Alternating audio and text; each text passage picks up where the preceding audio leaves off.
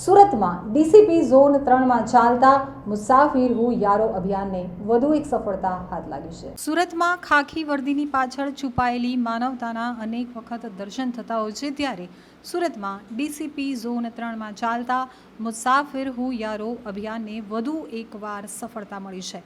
25 વર્ષથી પોતાના ઘરેથી નીકળી જઈ અને સુરતના રસ્તાઓ પર રઝળતા વૃદ્ધનું પરિવાર સાથે મિલન કરાવવામાં આવ્યું છે। સુરતમાં ડીસીપી ઝોન 3ની ટીમની સરાહનીય કામગીરી સામે આવી છે। મુસાફિર હું યારો અભિયાન અંતર્ગત અનેક રસ્તે રઝળતા લોકોનું તેઓના પરિવાર સાથે મિલન કરાવવામાં આવ્યું છે, ત્યારે મહિધરપુરા વિસ્તારમાં બ્રિજ નીચે રહી જીવન ગુજારતા 62 વર્ષીય વૃદ્ધનું પરિવાર સાથે મિલન કરાવતા હર્ષાશ્રુ જોવા મળ્યા હતા। 25 વર્ષ અગાઉ સાંગલીથી સુરત આવેલ વૃદ્ધની સારવાર કરાવી તેઓનું કાઉન્સેલિંગ કરાવાયું હતું। પોલીસ અધિકારીએ જણાવ્યું કે રસ્તે રઝળતા લોકોને તેમના પરિવાર સાથે મુલાકાત કરવા માટે પ્રયાસ કરતા હોઈએ છીએ, જેમાં અત્યાર સુધીમાં 10 લોકોને તેમના પરિવાર સાથે મુલાકાત કરાવવામાં આવી હતી। મોહમ્મદ અસલમની સારવાર કરાવી હતી, તે અઠવાડિયાથી લાવવામાં આવ્યા હતા। તે સાંગલીથી સુરતમાં 25 વર્ષથી રસ્તા ઉપર જીવન ગુજારતા હતા, જેથી અમે ટીમો કામે લગાડી અને માત્ર સાંગલીના હોવાની વાત જાણ થતાં જ બસના ડ્રાઈવરને ફોટો આપ્યો હતો। બાદમાં તેમના પરિવારના સભ્યોને જાણ થઈ હતી।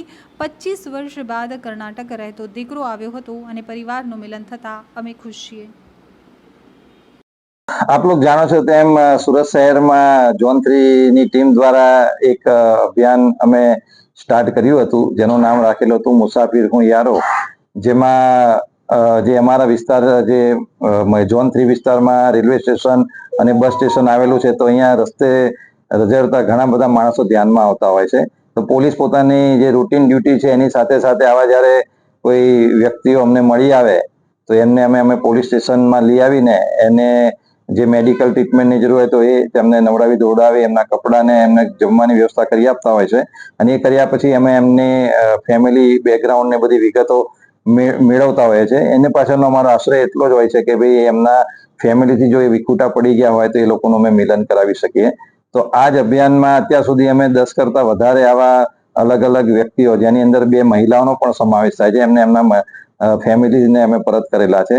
પરંતુ આજે એક કિસ્સો એવો બનેલો છે જેની અંદર મોહમ્મદ ઇલ્હમ મુલ્લા, જેમની ઉંમર 62 વર્ષ છે, અને એમને માહિતી મળેલી હતી કે બ્રિજની નીચે ઘણા વખતથી એમણે રસ્તે રખડે છે અને એમની તબિયત પણ ખરાબ છે, લાકડીના સહારે ચાલતા હતા। તો અમારી પોલીસની ટીમ એમને 1 વીક પહેલા પોલીસ સ્ટેશન લઈ આવી હતી અને એમને સારવાર કરાવી, એમને નવડાવી ધોડાવીને સ્વચ્છ કપડાં પહેરાવ્યા અને એમનું કાઉન્સેલિંગ કરતા જાણવામાં આવેલું કે આજથી 25 વર્ષ પહેલા તેઓ સાંગલીથી સુરત આવેલા હતા અને 25 વર્ષથી અહીંયા સુરત ખાતે એ આવી રીતે રસ્તા ઉપર પોતાનું જીવન ગુજારતા હતા।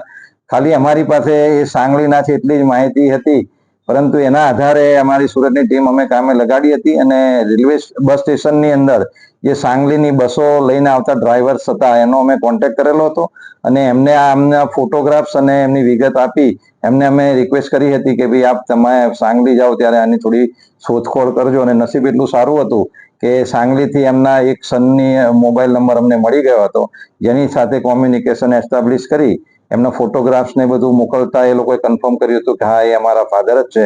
અને એમનો ફેમિલીનો કોન્ટેક્ટ થતા આજે એમનો દીકરો જે કર્ણાટક રહે છે, તો કર્ણાટકથી એમનો એક દીકરો આજે એમને લેવા માટે આવેલો છે અને આજે 25 વર્ષ પછી ફાધર અને પુત્રનું મિલન કરેલું છે અને બધા અત્યારે ખુશ થઈને એમના પોતાના પરિવારનું મિલન કરી પોતાના પરિવાર પાસે મોહમ્મદ ઇલ્હિમ જશે। એટલે પોલીસનો અમે ખૂબ જ અમે આજ આનંદિત છીએ કે ભાઈ આજે એક પરિવારને અમે મિલન કરાવી શક્યા। Thank you. કેટલા દિવસ લાગ્યા અને કેટલી ટીમો કામે લાગી? આપ જાણો છો અત્યારે ગણપતિનો પણ બંદોબસ્ત ચાલુ છે, પરંતુ આની સાથે સાથે આ કાર્ય પણ અમે કરતા રહીએ છીએ અને 1 વીકની અંદર અમે એના પરિવારને શોધવામાં સફળતા મેળવી હતી અને એક વીકની અંદર એનું પુનર્મિલન અમે કરાવી શક્યા છીએ। Thank you.